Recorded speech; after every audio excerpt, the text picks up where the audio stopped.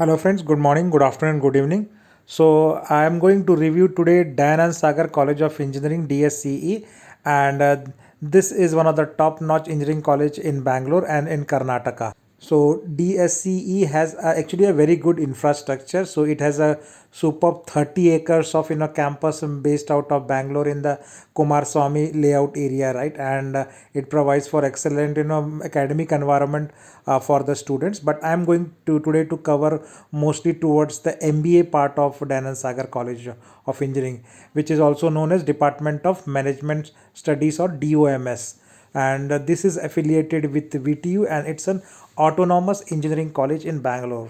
And so is the MBA program is also an autonomous program, right? So what is the reason why students should select DSC and DOMS? So what college says is about the best part is first part is the corporate mentorship and regular interaction it has with the CEOs and the leaders of the bigger organizations or the Fortune 500 companies, right? So that is the first part. The second is their teaching methodology, their pedagogy, or the experiential learning is a different class. Third is the dual specialization. So a lot of students ask, does this course college have a dual specialization? Yes, it provides opportunity for dual specialization between the different branches, and I will cover all those branches. The fourth is the practical in the industry experience is also one of the top notch highlight here. And the fifth reason is the different student clubs and the technical clubs they maintain, like TEDx and the other events they do participate in regularly throughout the academic session. So those are the five important reasons. So within that learning part, workshops and certifications are the most important thing. So they provide for a good number of workshop across domains, like financial modeling, your IFRS or the GST, which is the related with finance. Then data visualization and Power BI, Tableau, business analytics, which are related with business analytics and the IT part of MBA. And then PERT and CPM, or the other which are related with the operations part of it, data analysis using different softwares.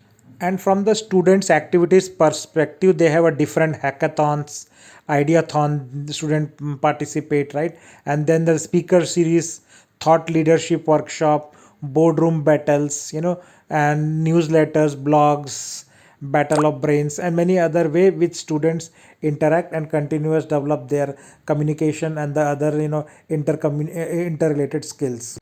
So now talking about the courses for which the admission is open. So PGCET MBA course code is B158. So that is the code course when you are doing option entry in the next round. And the different courses which are available here are, as first is the business analytics, right, which is IT related course. There is a international business course. There is a marketing and sales, which is a regular course in any MBA college.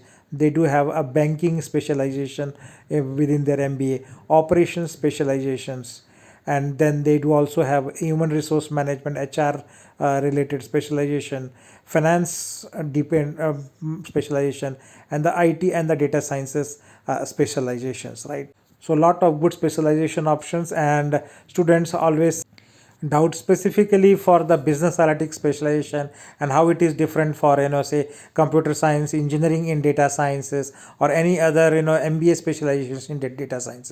So to understand it very easily, data science is an interdisciplinary application where it is heavy coding driven. So that's why majorly data science is taught at engineering level, like BTech data sciences or the similar course, because it's a heavy coding driven, and it is the structured and the unstructured data driven interdisciplinary skills, right? But if you see the business analytics, which is typically or the business side of it, that is why it is covered under the MBA, and it has the minimal coding, right? And it only deals with the structured data. It doesn't deals with both the type of data which is structured and unstructured. Only structured data is what business analytics, which is quite suitable for the MBA. So now a small campus tour, in terms of infrastructure, this is specific MBA classrooms, MBA infrastructure, and MBA students facilities, and their interdisciplinary and the inter-college participation events in different academic as well as the not academic events where they do win a lot of good, credentials. So these are some of the pictures from their, non-cultural event parts of it, or the college, festivals. Now directly jumping to the placements part of it, so most important. So this is basically a snapshot of last 5 years placement, right, from 17 onwards to 22.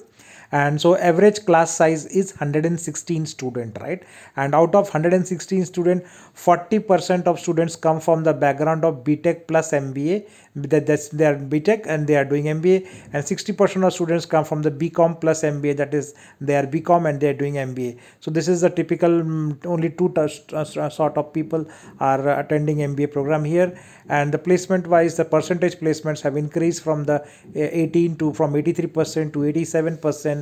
Next year is 91, and 2021 it was 94%, and 22 is 97%. So this is the data which is given by the college side and looks like to be a decent placement, and DSCE is a strong brand.